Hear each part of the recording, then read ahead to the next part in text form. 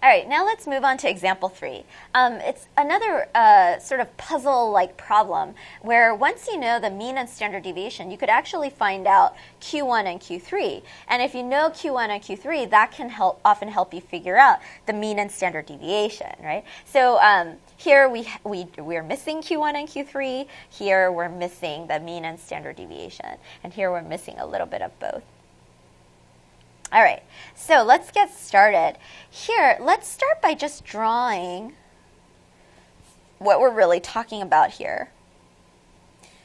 Here we have the mean and the standard deviation, which is 5. So 5 away on this side, 5 away on this side. But we know that at about this space right here, this little square right here, we know that that's 34% of the curve. Now, Q1 wants to split it up into quartiles, not 16 and 34. Like that's not even enough, right? So we know that Q1 has to be somewhere in between 1 standard deviation away and 0 standard deviations away, right? We know that it needs to be somewhere in there. Not quite 1 standard deviation away, because we want this area, which makes this 25%, makes that 25%, and same with Q3 and out here, right? So that's what we're really looking for here. Well, I'll show you 2 ways of doing it. One way of doing it is just with Excel, and Excel makes it a lot easier for us to do these things. So here I'm going to write down mean, standard deviation, Q1, and Q3. And we have the mean of 10 and the standard deviation of 5.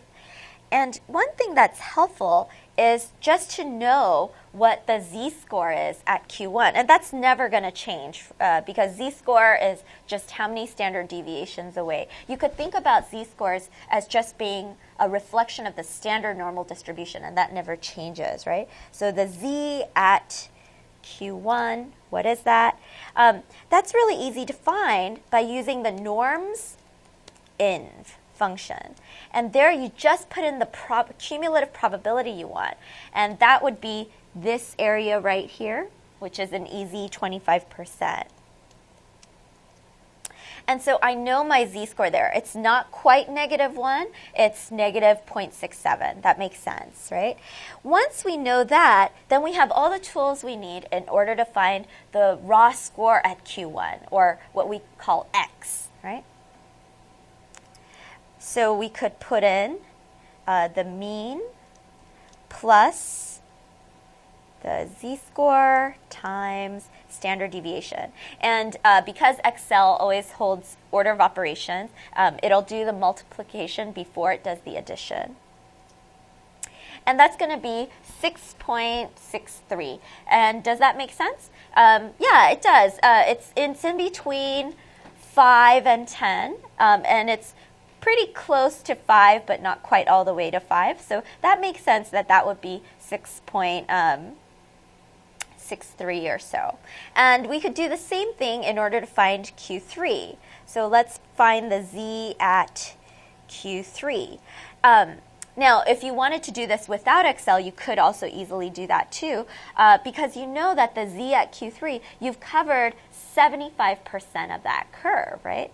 Let me just show you, because this is also 0.25. So if you add all that up, that's 75% of that curve.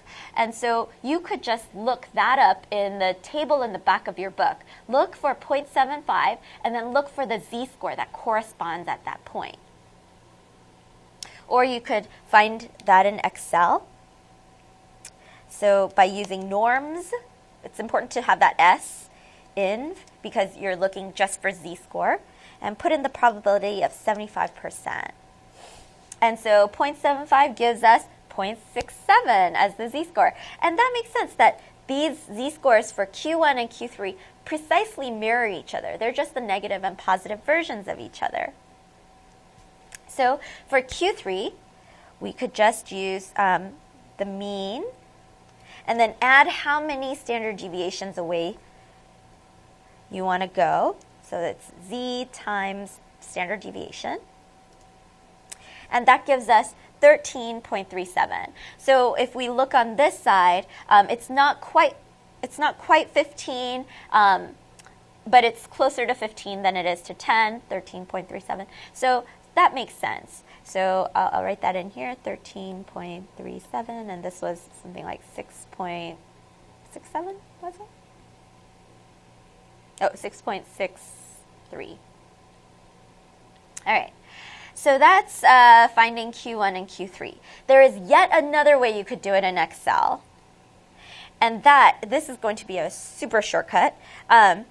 You could use the norm inv function, because you have the probability, 0.25, you have the mean, and you have the standard deviation. And that'll give you that, the same score. You could also use that for finding Q3 by using norm inv, where you put in the probability and it will spit out the raw score. Oh. So the probability is 7.75, the mean is 10, the standard deviation is 5. And once again, we get the same thing. For a lot less work, you don't have to go through the z-score method. The z-score method is helpful just because you could also use the back of your book. And maybe on your test, you won't necessarily have Excel. So that's a good, helpful thing to know. Okay, so now let's move on to the second problem. So the second row, now the problem has changed a little bit. We have the same curve, but we don't know the mean. We don't know what the standard deviation, what that jump is, but we do know this. We know here the score is 120, and we know here the score is 180. And I'm going to just show you a quick shortcut here, but it's a very reasonable shortcut. We know that the mean has to be in the middle of those two numbers. Those two numbers are sort of mirrors of each other, right? They're exactly 25% away on this side and 25% away on this side, and the normal distribution is perfectly symmetrical. So we know that the mean has to be the point in the middle. Now, there's only one point that's precisely in the middle of those two numbers, and we could easily find that by taking the average of 120 and 80. So I'll fill in 120 and 180, and I could just say, take the average of these two numbers.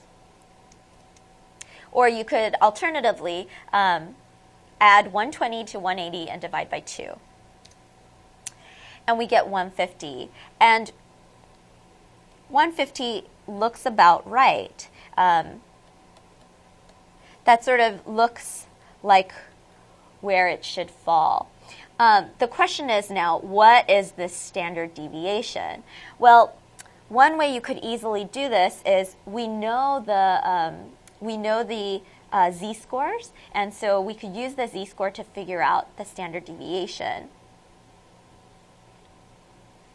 So I don't need to find the z-score again. I'm just going to use these. And now let's think about the formula for standard deviation. If you remember from the previous problem, it's just going to be whatever x, and I'm just going to use Q1. So Q1 as my x minus the mean divided by the z-score. And I get 44.48. And let's see if that makes sense to us. So let's see if 44-ish point. Let's see if that makes sense. So if we're at 150, if we go out 44.5-ish, then that should give us about 106, 105, 106, right? And 105.5, right?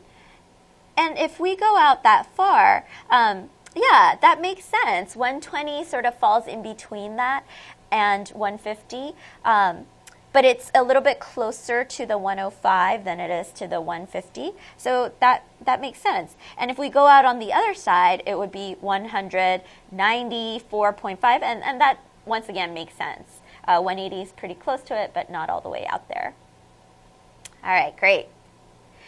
Last problem. So here, or last one in this puzzle set. So here, now we don't know the mean.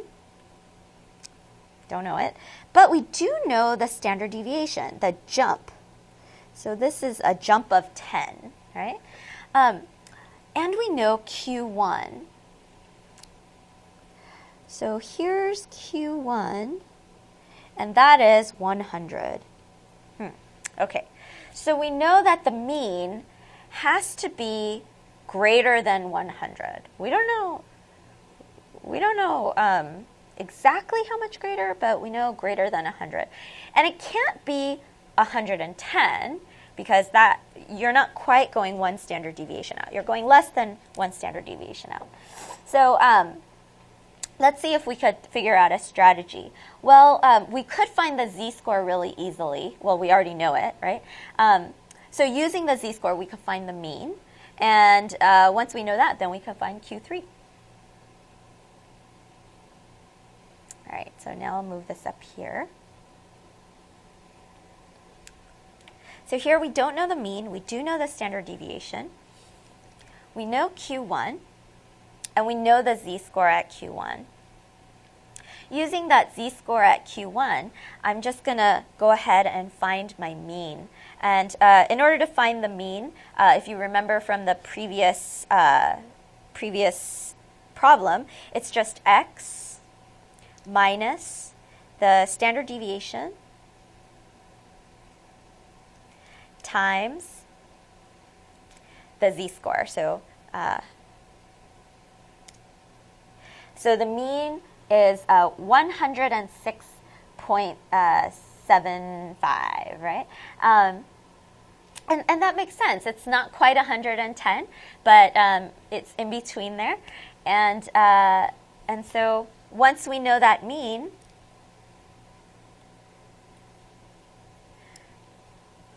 (106.5). Once we know 0.7.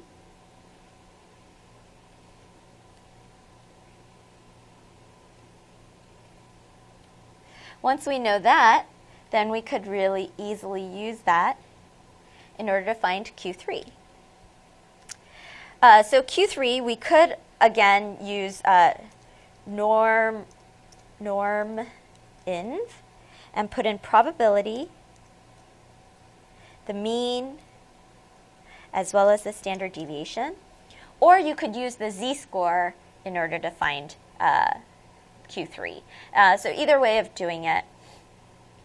And that sort of makes sense, 113, because if the mean is 106, 107, then going 10 out would be 116.7, and that's too far out. So 113 is perfect for Q3. All right. So that's example 3, and notice that, it really just takes a little bit of reasoning to get around some of these things. Now let's talk about example 4. The mean age of cars in an old town is 12 years old, and the standard deviation is 8 years. What percentage of cars are more than 4 years old? Well, one thing that helps me is if I draw a little distribution to help me out. So the mean is 12, and the standard deviation, this little jump, is 8. So what percentage of cars are more than 4 years old? So this is 12 years old. Here, this will be 12. Now, there is an implicit issue here, because let's say we go another 8 out, right? That would mean that we are at -4, right? Can a car be negative 4 years old? Let's think about this. That would mean it's like maybe in somebody's head or in plans, right? So negative 4 years old is hard to think about. And so when we think about this distribution, we probably want to cut it off at 0 because cars just really aren't negative 1 years old, right? It really just starts at 0. And so if we think about where 0 is, that's right in between there. So that's 0. And when we think about it in terms of z-score, this is 0, this is negative 1, and this is about negative 1.5. So really, we're thinking about, so we don't really want to count these cars because they don't exist, right? But thankfully, our question, if I read it, what percentage of the cars are more than 4 years old? Thankfully, our question is sort of a trick question to help us think about this issue. Because we're asking for this, right? But remember, percentage is always what is that compared to the whole. Now, the whole is a little bit different here. The whole is not this whole curve because this part doesn't count, right? So the whole is actually this part, right? So it's asking, what's the blue part in proportion to the red part, right? Tricky question. So this takes a little bit of thinking. So one thing we probably want to do is figure out the proportion of cars where age is greater than 4 years old, and then divide that by the proportion of cars where age is greater than 0, right? And that we could easily do by using z-scores. We could take the z-score where p of z-score greater than negative 1 over the p where the z-score is greater than negative 1.5. Now, you could do this by looking these probabilities up in the back of your book, or we'll find these probabilities in Excel.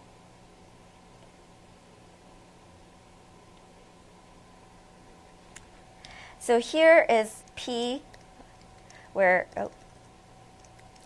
Z is greater than negative 1. And remember, because we want the greater side, we have to do 1 minus the functions here, because Excel will give us the part on the negative side instead of the greater than side. It'll give us the less than side.